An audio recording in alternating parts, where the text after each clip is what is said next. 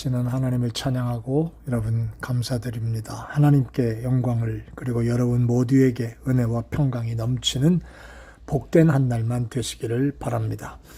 오늘은 말씀과 함께 하루를 여호수아 16장과 17장에 있는 말씀을 쭉 읽어보면서 그 내용 속에서 우리가 말씀을 한번 찾고 묵상하는 시간을 가지려고 합니다. 여러분, 저는 오늘부터 한 2, 3일 동안 이 장들을 가지고 말씀을 묵상해 보려고 하는데, 여러분, 신앙의 정체라는 것에 대해서 한번 생각해 보려고 합니다. 신앙이 올라가는 것을 한참 열심히 내고, 그 다음에 뜨겁고, 그 다음에 또 아주 열정적인 그런 모습으로 가는 것을 부흥이라고 한다면, 머뭇머뭇거리고 또 이렇게 주저앉고 그 다음에 서 있고 하는 그러한 모습을 정체라 하고, 또 퇴보되는 거 이거 정체라 하고 침체라 하지요. 그런데 여러분 이거 아시지요? 대부분의 신앙은 오늘 막 뜨겁다가 내일 아침에 그냥 갑자기 그냥 찬물로 확 끓는 것처럼 식어지는 거, 그렇게 되는 게 신앙이 한순간에 침체되는 거 아닙니다.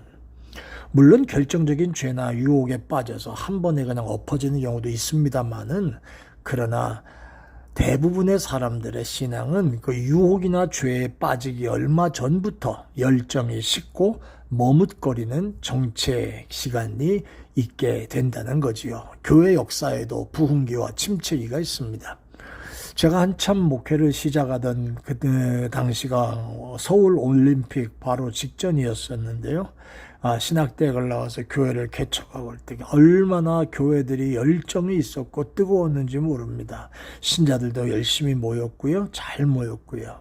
그런데 2000년이 넘어가면서부터 한국교회의 열정이 식어지고, 그리고 또 여러 가지로 주저앉고 침체되는 그런 모습이 있는 것을 보게 됩니다. 침체됐다는 말은요, 더 이상 전도가 안 되고 교회가 성장이 안 된다는 거예요. 자, 성경적으로 한번 볼까요? 구약의 역사를 보면 여호수아, 사사, 다윗 왕국 이렇게 역사를 한번 세 부분으로 나눠보면, 여호수아 시대는요 부흥의 시대입니다. 여호수아가 죽은 다음에 사사 시대는요, 이건 뒤로 물러가는 퇴보하고 침체되는 시기입니다. 한 400여 년 동안 그랬습니다. 그리고 다윗 왕이 다시 되면서 다시 다윗과 솔로몬 시대의 부흥기로 올라가게 됩니다. 근데 여호수아 시대는요, 매우 영적으로 충만하고 아주 강했던 그러한 시기였습니다. 그런데 여호수아가 죽은 후에 사사 시대, 어떻게 완전히 침체기로 들어갈 수 있을까요? 어디서부터 이 모습이 시작됐을까요? 그것은 이 머뭇거리고 침체를 향해 시작되는 그 원인은 여호수아 16장과 17장, 특별히 17장에 있는 말씀 속에서 요셉 지파의 모습에서 찾아볼 수가 있습니다. 자, 오늘 이 말씀을 우리가 좀 주목해서 생각해 볼까요? 저는 그러면서 시대가 역사적으로 영적 정체기에 들어가는 때나 각 사람의 신앙이 영적인 정체, 침체에 들어갈 때는 증상이 아주 유사하다라고 하는 거 말씀을 드리면서 오늘부터 제가 세 가지를 얘기를 드리려고 합니다. 자,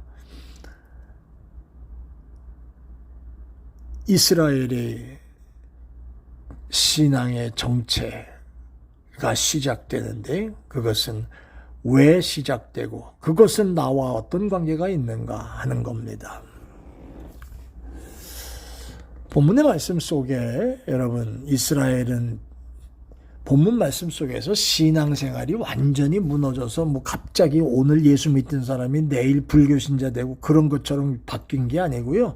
점차적으로 식어져 내리죠. 자, 첫 번째 오늘 말씀은 바로 이겁니다.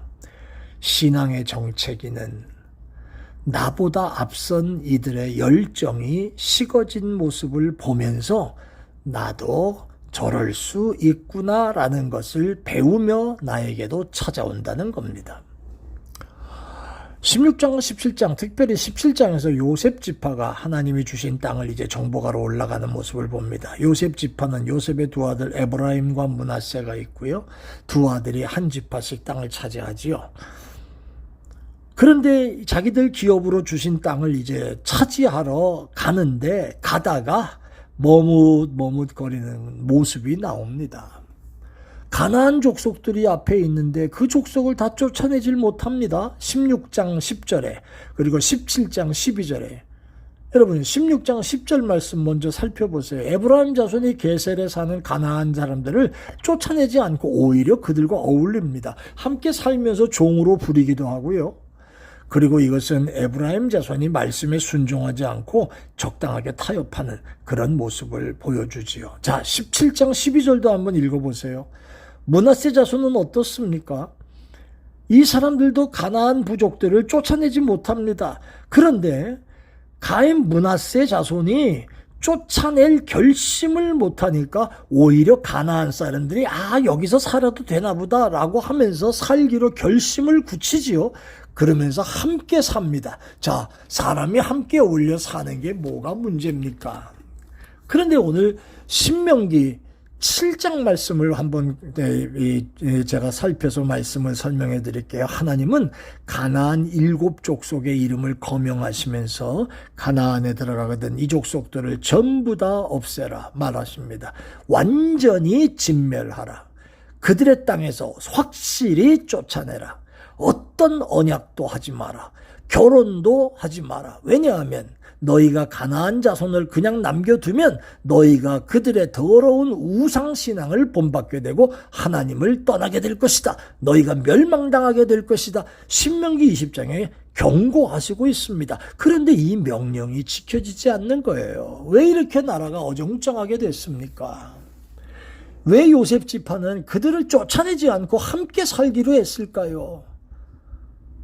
그런데 이것은요, 그들보다 앞서 땅을 정복하러 나갔던 유다 지파의 모습과 관련이 있습니다.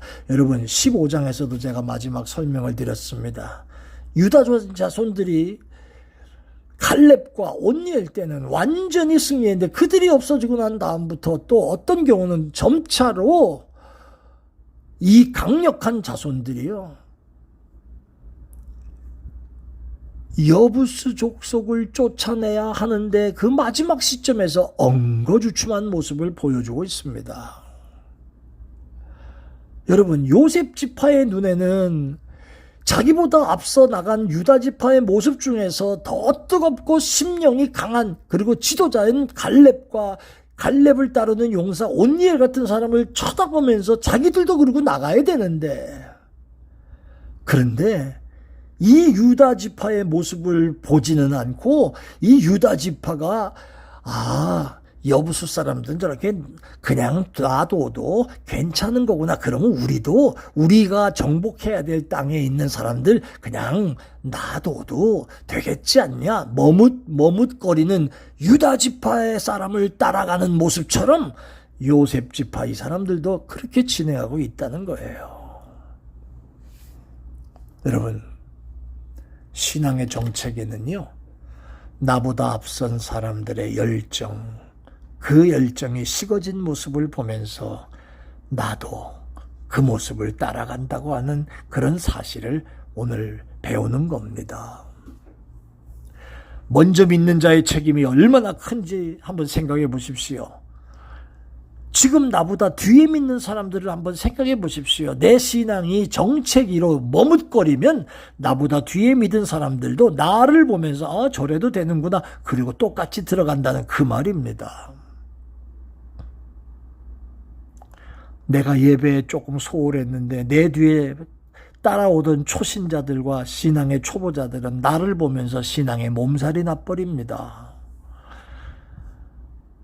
사랑하는 여러분, 유다 지파는 설마 다른 지파 가운데 요셉 지파 같은 사람들이 우리 지파들이 하는 것을 배울까? 이런 생각을 하지도 못했겠지만 성경은 유다 지파로부터 요셉의 지파에 이르기까지 모든 지파의 열정이 식어지고 꺾여졌다, 이렇게 기록하고 있습니다. 신앙의 정체, 나보다 앞선 사람들의 열정이 식어진 모습을 보면서 우리보다 앞서갔던 교회들이 그 뜨거움이 식어지는 모습을 보면서 우리에게도 그대로 영향을 끼치고 찾아온다는 거, 오늘 말씀을 통해서 한번 생각하십시다.